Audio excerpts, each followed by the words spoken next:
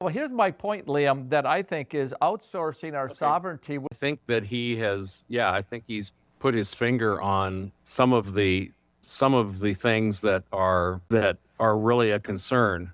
I think he's saying the West we're not just a political arrangement, we're a historical and cultural inheritance.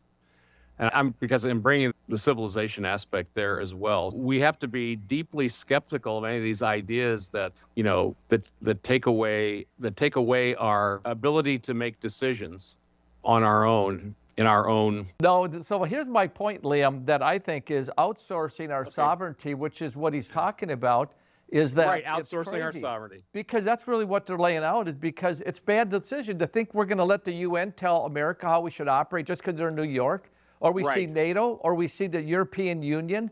We have these things at the World Health Organization.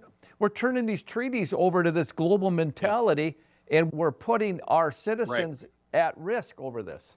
It's not just the United Nations, which does nothing, but it's the fact that by their doing nothing and their critique of the United States, they allow these, what do you call them, these autocrats and these bullies like China and Russia and others to emerge, and Iran to emerge without any kind of reaction.